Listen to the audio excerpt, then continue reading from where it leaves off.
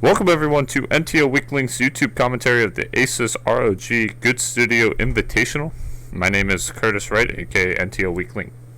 This invitational was hosted at the Good Studio in Sweden, just outside of Stockholm. It was casted by Dignitas Apollo and Semlar, observed by Trance, produced by Trance and the other members of the Good House and the production crew, hosted, well, the couch was manned, so the host of the evening was Too Good himself. The following 8 players took place in this invitational: ROG's Elfi, Caronte's Lucifron, Fnatic's Night End, Liquid Ret, Liquid TLO, Empire Cause, EG's Thorzane, and Mao's Mana. We will jump into this series with Lucifron versus ROG Elfi, Game 1 on Daybreak. As we get into this game, a little background information. This is a Terran versus Protoss. Caronte's Lucifron from Spain is a Terran player, rising star, currently in the European scene. We'll actually be using Adebisi. He was the actual observer for this. Trance was the production for this event. Adebisi, we will be following his camera as he is a professional observer. So you can move my mouse for now. And we will also be following this game between Lucifron and ROG's Elfi, ROG being the sponsor for this tournament and Elfi's personal sponsor. Let's get into game. This is the quarterfinals. So game 1 of the quarterfinals between Lucifron and Elfi, starting in our bottom left, our red Terran, Caronte's Lucifron.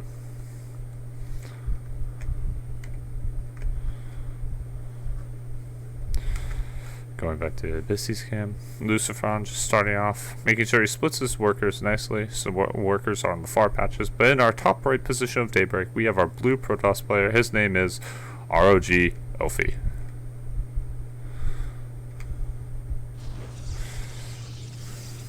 This game starting off normal, just a pylon underway at the moment.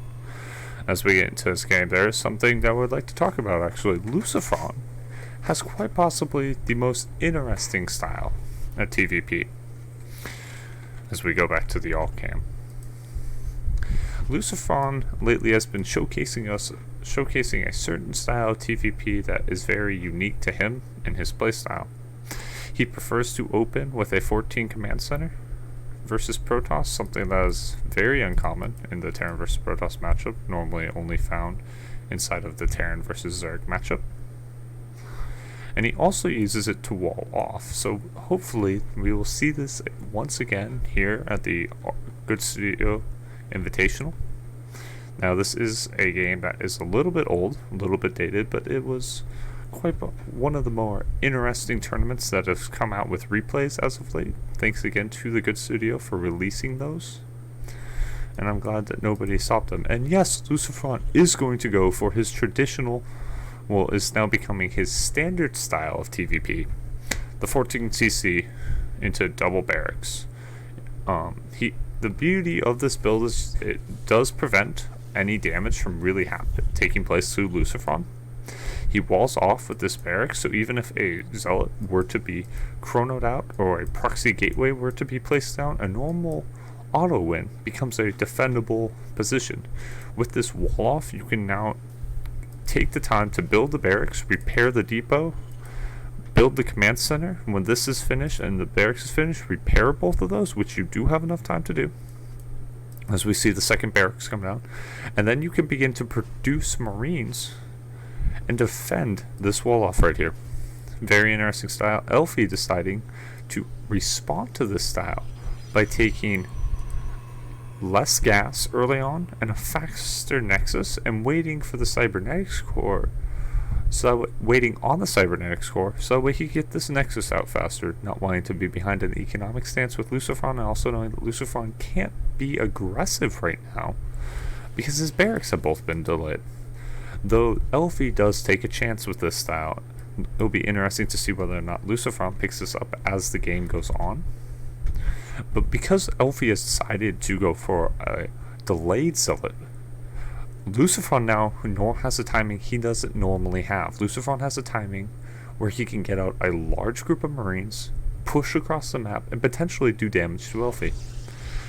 As we see this game goes on, we will hopefully see something similar to that, and we'll have to keep our eyes out. I have previously seen this game, but these are some of the points that you want to keep looking towards when you look at some of these replays.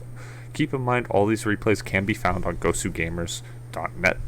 You can find a direct link for that website on Liquipedia, hosted by Team Liquid. Two great resources for learning more about the professional level of play, and also to get a general grasp depending on their play level. As we see, the first 5 Marines are pushing out. Let's not follow the destructible rocks. They do take the watchtower, Elfi having the consciousness of the minimap to pull the Zealot back. Very nice. The SCV did die over here to the Stalker from Elfi. Good pickoff. You don't want to have an SCV running around the base because it can expose whether or not you're going to go for a heavy economic advantage, which Elfi needs to make the decision for, or if he's going to advance more towards the tech route.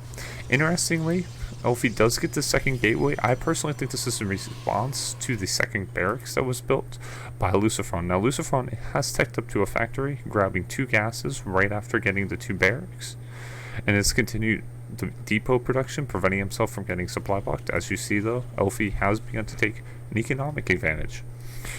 Interestingly, Lucifron has shown one of the many paths that you can take out of the 14cc. He has decided to go with the Banshee route. Now, the best part about this is it gives you 2 options. With the amount of gas he's currently taking in, he could go for Cloak Banshees, or he can just go for Banshee Pressure. Either way, it does allow him to do damage early on, when normally he would not be able to.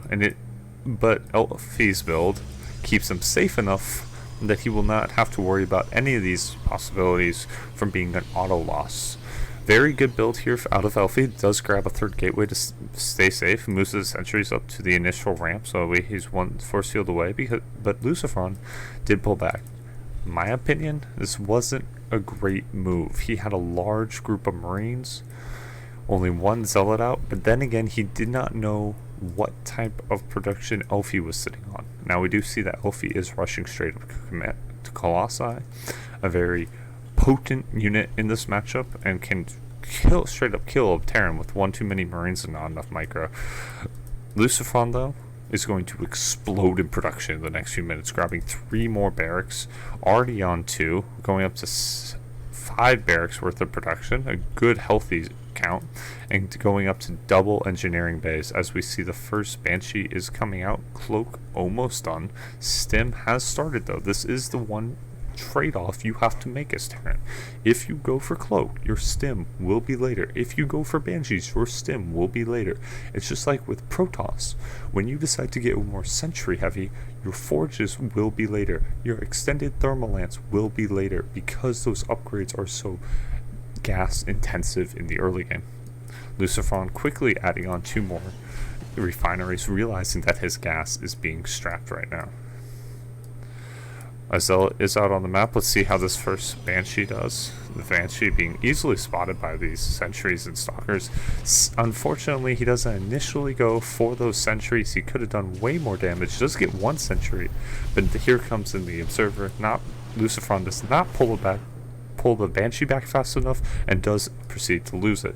That is a huge misstep by Lucifron there, because with that Banshee loss, he loses a lot of gas and, more importantly, time invested. So that is a massive win for Elfi, and he does set himself up to be farther down the tech path and is putting himself ahead of where Lucifron would like to be. Now let's see what Adabizi would be looking at. Adabizi does catch his Banshee coming in. 4 stalkers are sitting there with an observer, but no, Lucifron is about to grow into a line of stalkers and sentries, and the Banshee does get picked off. 1 cannon down. Twilight Council on the way, but let's see what did Lucifron see. Now he does scan. We can take that off, and he sees the robotics bay. He sees the robotics facility. He knows what's coming at this point. He also sees 3 more gateways being thrown down. Now he does not see the 4th one. He actually only saw 2 getting thrown down, so he is not aware of the massive increase in production.